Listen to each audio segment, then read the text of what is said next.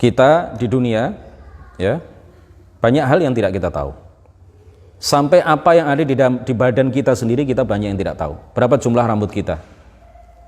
Berapa jumlah rambut kita? Berapa jumlah, jangankan rambut di atas kepala, rambut ini, bulu yang ada di syarib, apa bahasa Arabnya ini, syarib, kumis ini ya. Kumis saya berapa jumlah, berapa helai bulu di kumis saya nggak tahu. Saya nggak tahu, istri saya juga tidak tahu, anak-anak saya juga tidak tahu, apalagi kalian. Berapa jumlah bulu di dalam hidung kita nggak tahu. Padahal itu ada di diri kita. Berapa kali kita bernafas dalam satu hari satu malam, dalam 1 jam saja kita nggak tahu. Berapa kali kita mengedipkan mata, kita nggak tahu. Tapi Allah mengetahui itu semuanya. Allah mengetahui jumlah kedipan mata seluruh manusia di dunia, dalam hitungan 1 menit berapa, dalam hitungan 1 jam berapa. Itu semuanya diketahui oleh Allah pada azal. Bukan sekarang, bukan setelah terjadi, sebelum terjadi. Allah telah betul-betul mengetahui itu semuanya secara rinci, secara detail.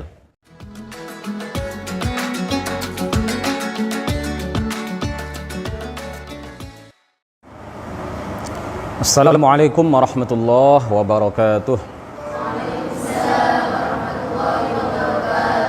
La asyrafin nabiyyina Muhammadir Rasulillah sallallahu alaihi wasallam wa alihi wa dhurriyyatihi wa azwajihi wa ahli baitihi al-kiram wa ila arwahi ikhwanihi minal anbiya'i wal mursalin was sahabati wat tabi'in wal awliya'is salihin wal ulama'il 'amilin wal malaikatil muqarrabin wal mujahidin fi sabili rabbil alamin wa ilal musannifin al mukhlisin wa nakhussu khususan ila سلطان الأولياء الشيخ عبد القادر الجيلاني والإمام أحمد الرفاعي الكبير وسلسلة رجال الطريقة الرفاعية وسلسلة رجال الطريقة القادرية وسلسلة رجال الطريقة النقشبندية وسلسلة رجال الطريقة العلوية وإلى أرواح المسلمين والمسلمات والمؤمنين والمؤمنات من مشارق الأرض إلى مغاربها برها وبحرها خصوصا آباءنا وأمهاتنا وأجدادنا وجداتنا ومشايخنا ومشايخ مشايخنا وأساتذتنا وأساتذة أساتذتنا ونخص خصوصا إلى شيخ مشايخنا الشيخ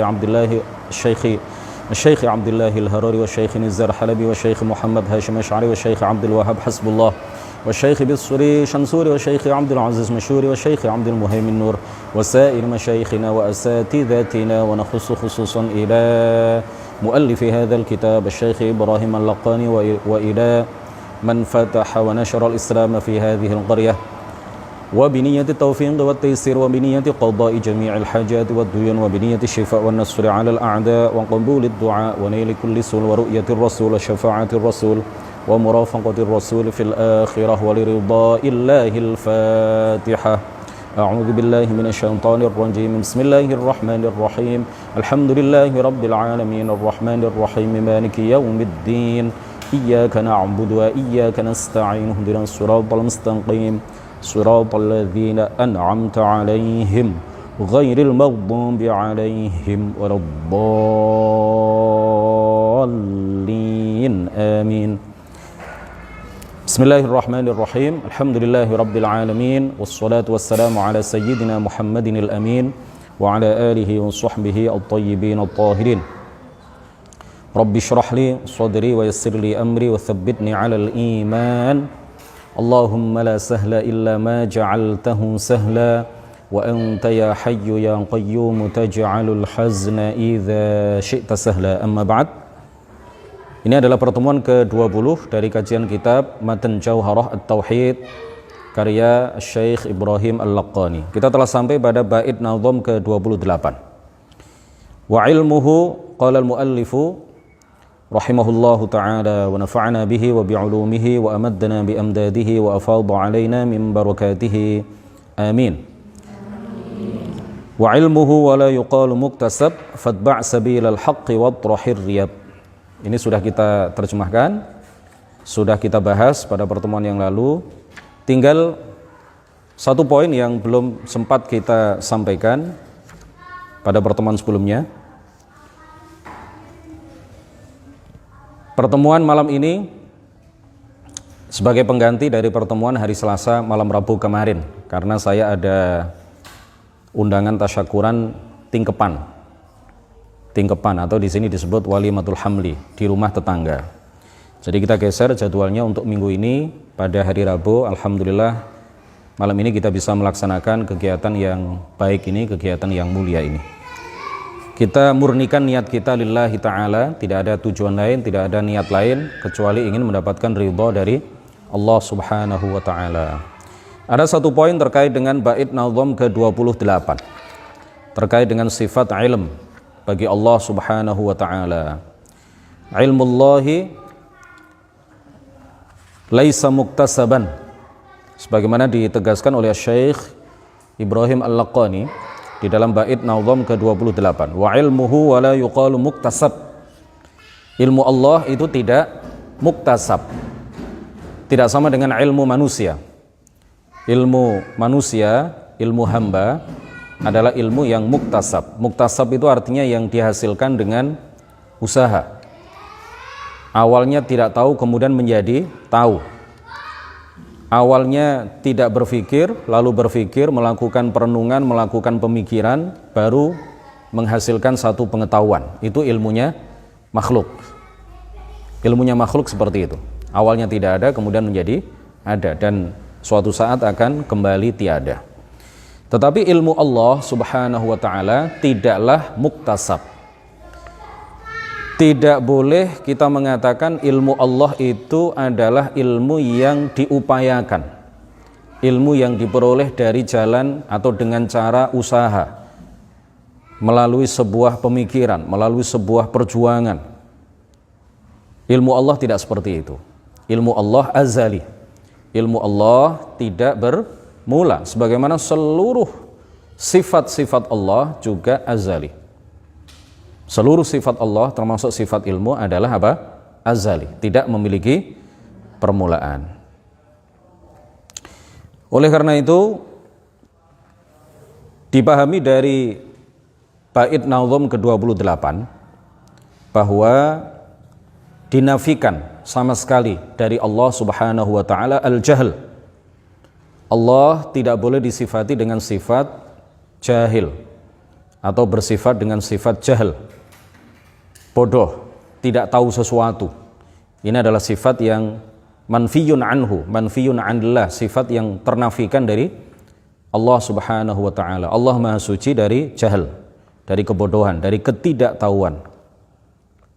Kemudian segala hal yang berkaitan dengan jahil juga Allah maha suci darinya. Seperti apa? Dhon, ya, sangkaan. Tidak boleh kita mengatakan bahwa Allah itu menyangka, menduga. Ya, dugaan, menduga, menyangka, berprasangka, ini semuanya adalah sifat-sifat apa? Makhluk. Tidak boleh disifatkan kepada Allah subhanahu wa ta'ala. Syak, ya, keraguan-raguan, ini juga adalah sifat makhluk, tidak boleh disifatkan kepada Allah subhanahu wa ta'ala. Waham, sangkaan, ya, waham, sangkaan. Kita melihat ke arah barat di waktu maghrib ketika matahari terbenam, waham kita akan menyatakan bahwa matahari itu jatuh ke samudra, jatuh ke laut. Kalau kebetulan kita berada di sebuah pantai, berada di pinggir laut, kemudian kita mengarahkan pandangan mata kita ke arah barat sewaktu matahari terbenam, waham kita akan mengatakan bahwa matahari jatuh ke laut. Itu waham, ya, padahal kan tidak. Nah, itu sifatnya makhluk. Waham itu adalah sifat makhluk. Sangkaan-sangkaan itu adalah sifat makhluk. Allah subhanahu wa ta'ala tidak boleh disifati dengan sifat memiliki waham. Al-ghaflah, an-nisyan, as-sinah, an-naum, ini semuanya adalah sifat makhluk. Lalai, lupa, tidur, mengantuk, itu semuanya adalah sifat makhluk. Allah tidak boleh disifati dengan semua itu, karena semua itu adalah sifat makhluk. Nah, kenapa kita tidak boleh mengatakan bahwa ilmu Allah itu muktasab? Kenapa kita tidak boleh mengatakan bahwa ilmu Allah itu diperoleh dengan jalan usaha, dengan jalan upaya, dengan melakukan hal-hal tertentu kemudian sampai pada pengetahuan tertentu. Kenapa kita tidak boleh mengatakan bahwa ilmu Allah seperti itu? Karena kalau ilmu Allah seperti itu, berarti ilmu Allah itu muncul, ilmu Allah itu diperoleh an nadharin wastidlal, dengan cara berpikir, dengan melalui pemikiran, perenungan, atau istidlal, pengambilan dalil-dalil, mengumpulkan informasi-informasi, kemudian sampailah kepada titik pengetahuan tertentu. Itu semuanya adalah sifat apa? Makhluk. Ilmu kita seperti itu. Sedangkan ilmu Allah azali, tidak bermula, tidak berawal.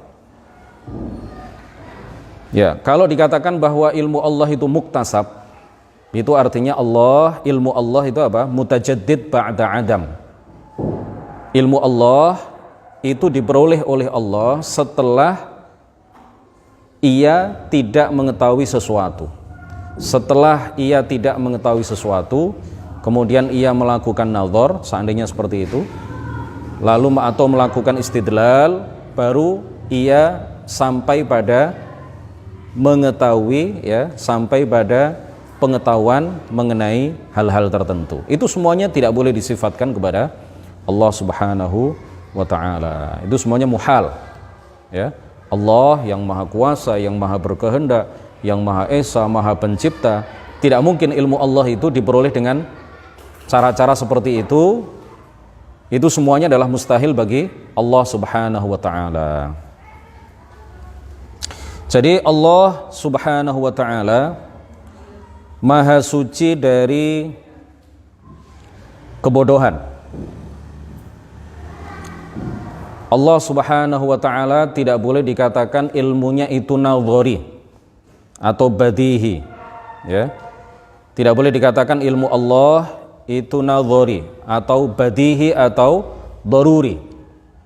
Ya, daruri itu artinya sama dengan badihi. Ilmu yang pengetahuan yang diperoleh tanpa melalui jalan berpikir, ya. Otomatis seseorang itu bisa mengetahui sesuatu karena sesuatu itu sangat lumrah, ya, diketahui oleh umumnya manusia. 1 ditambah 1 sama dengan 2. 2 itu hasil dari penambahan 1 ditambah 1. Itu ilmu yang daruri. Itu ilmu yang badihi. Allah Subhanahu wa ta'ala tidak bersifat dengan ilmu yang badihi atau daruri, tidak juga bersifat dengan ilmu yang nadhari, ilmu yang diperoleh dengan cara berpikir, ya. Ilmu yang diperoleh dengan cara berpikir dengan seksama, merenung dengan seksama. Itu semuanya adalah sifat-sifat makhluk. Baik ilmu yang daruri atau disebut badihi, ilmu yang nadhari, ya, yang dihasilkan dengan cara berpikir, itu semuanya adalah sifat makhluk. Tidak boleh kita menyifati Allah dengan sifat makhluk.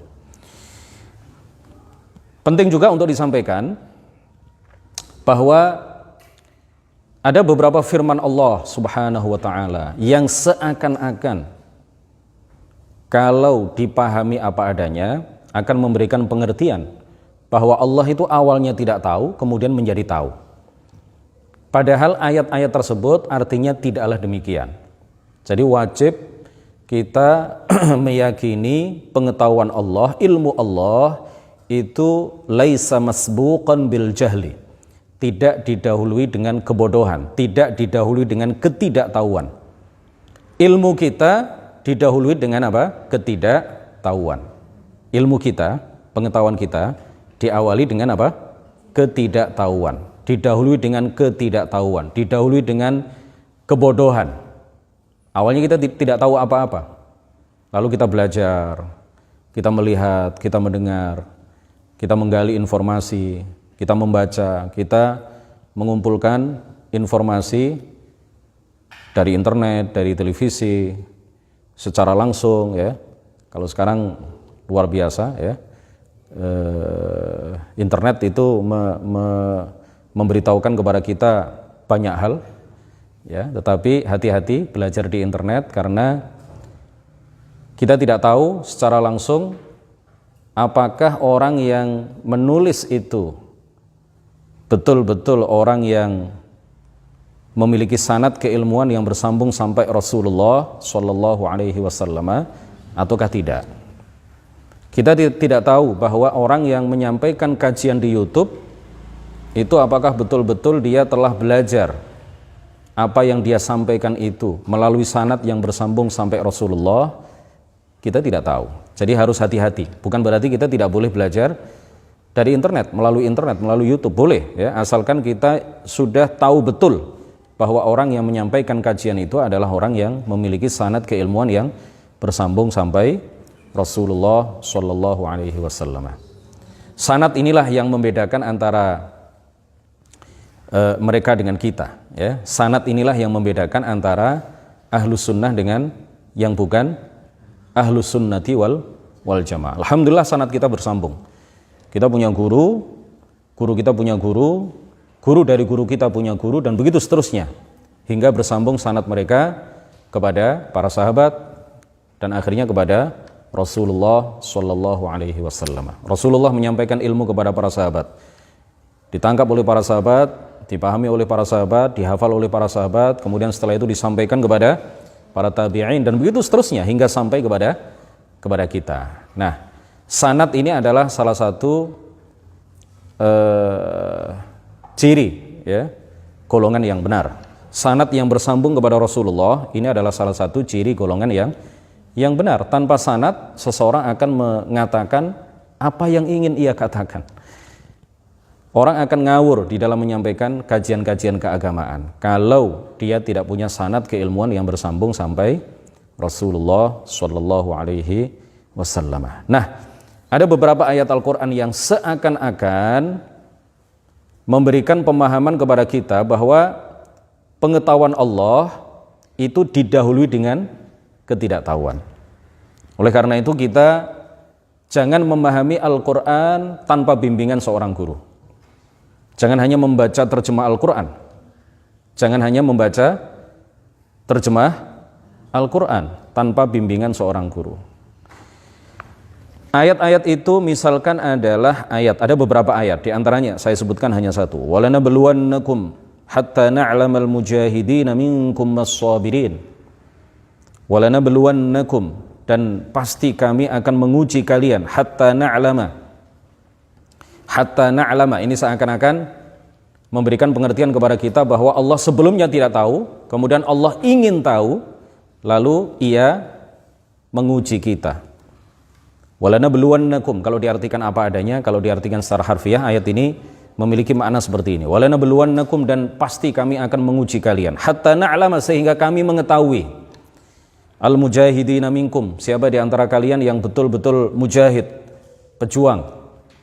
Was-sabirina, dan siapa di antara kalian yang betul-betul bersabar. Ini kan seakan-akan Allah tidak tahu siapa di antara hambanya yang berjuang, yang mujahid, dan siapa di antara hambanya yang bersabar, sehingga ia kemudian menguji hamba itu untuk mengetahui siapa di antara mereka yang mujahid dan siapa di antara mereka yang sabar. Artinya tidak seperti itu ya. Para ulama ahli sunnati wal jamaah mentakwil, menafsirkan ayat itu, apa kata mereka? Mu'awwalun ala izhari halihim, mu'awwalun ala izhar halihim. Ya, ayat ini al-ayah mu'awwalatun ala ma'na hatta yatabayyana lakum, hatta yatabayyana lakum al-mujahid was-sabir ala dinihi min ghairihi, ay hatta nudhhira lil ibadi al-mujahidina minkum was-sabirina min ghairihim. Jadi artinya bukan berarti sehingga kami mengetahui. Artinya hatta na'lama itu bukan berarti Allah Subhanahu wa taala awalnya tidak tahu siapa di antara hambanya yang bersabar dan mujahid, sehingga perlu ia menguji mereka supaya ia tahu, supaya Allah tahu. Artinya tidak demikian. Tetapi ditakwil oleh para ulama ay hatta yatabayyan, sehingga menjadi hatta yatabayyana lakum. Ditakwil oleh para ulama, dan kami betul-betul akan menguji kalian sehingga menjadi jelas bagi kalian. bukan bagi Allah, karena Allah sudah tahu. Karena Allah sudah tahu siapa di antara para hamba yang betul-betul berjuang, siapa di antara hamba yang betul-betul bersabar. Allah sudah tahu pada azal. Nah, jadi supaya menjadi jelas bagi kalian, bagi kita, bukan bagi Allah. Bagi kalian, siapa di antara para hamba itu yang mujahid dan sabir. Ya, artinya ai hatta nudhira lil ibadi, sehingga kami tampakkan kepada para hamba. Ditakwil seperti itu, ditafsirkan oleh para ulama seperti itu. Dan kami betul-betul walanabluwannakum hatta na'lamal mujahidin minkum was-sabirin. Artinya apa?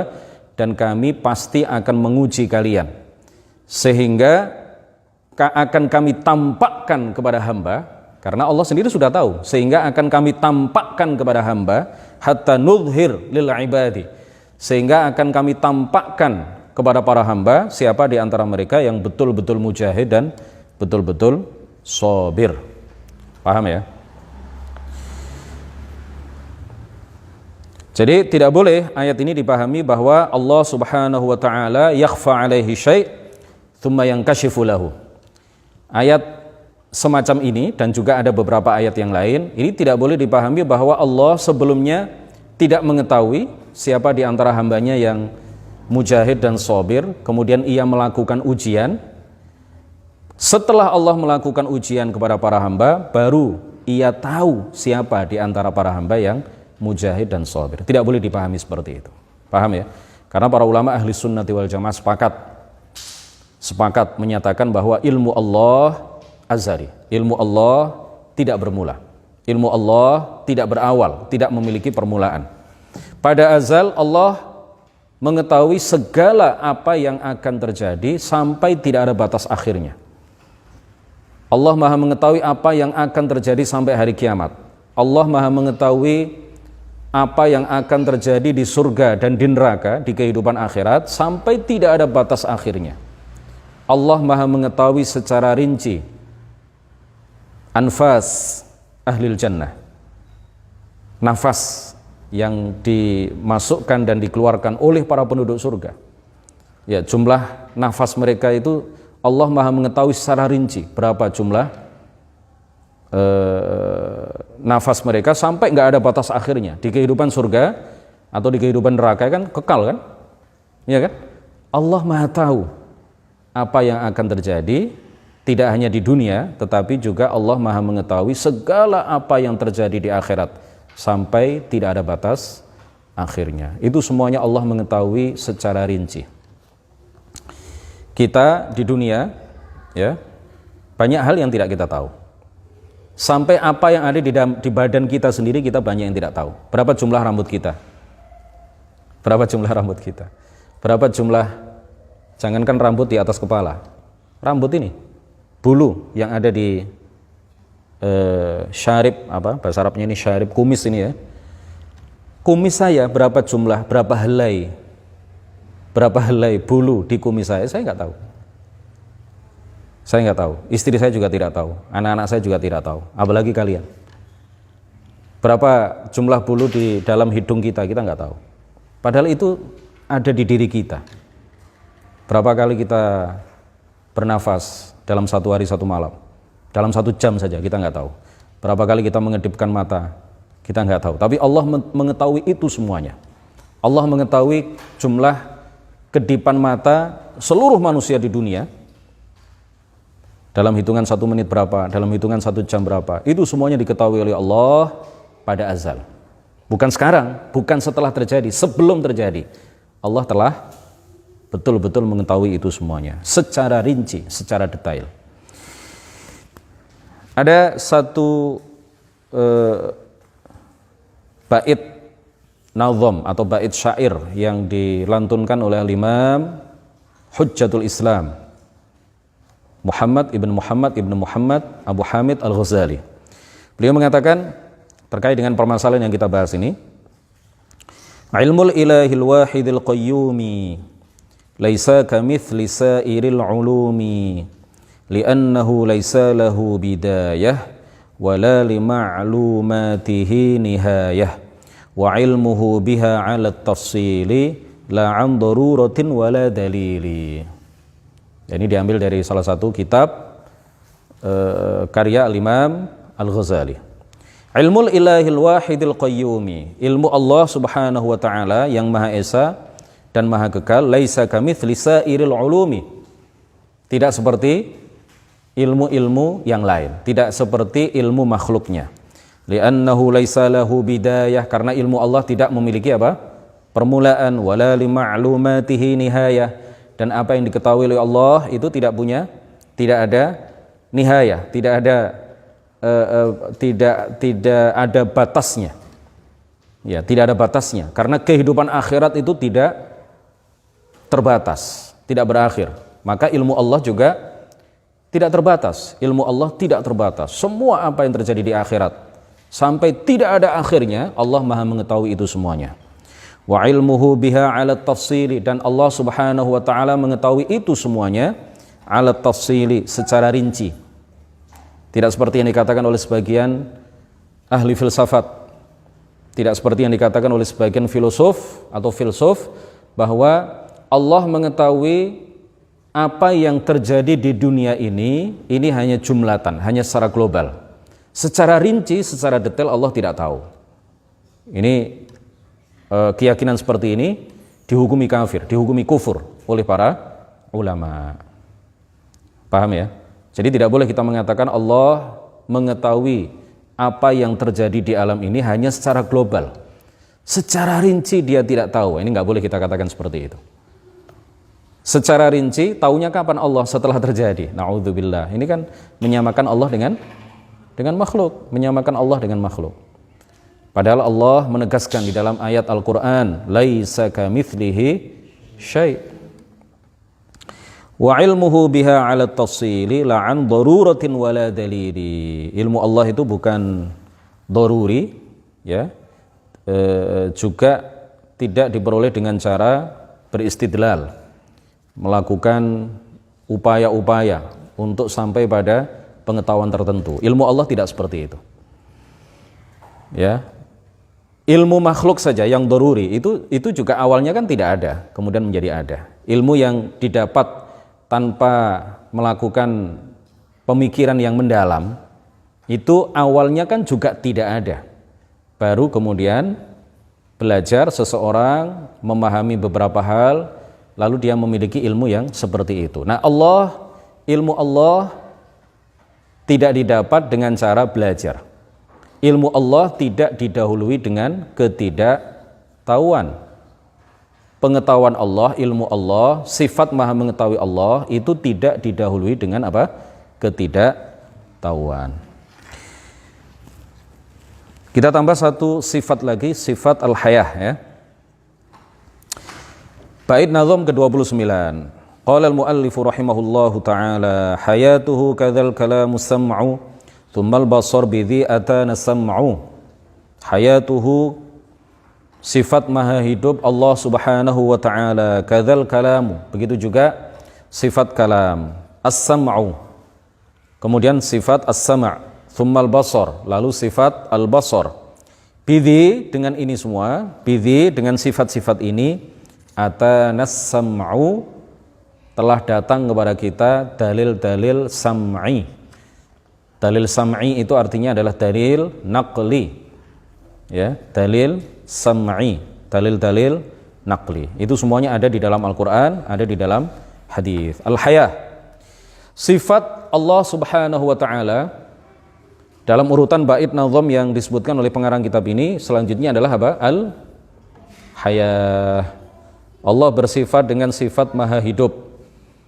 Sifat hidup Allah azali abadi, tidak bermula dan tidak berakhir.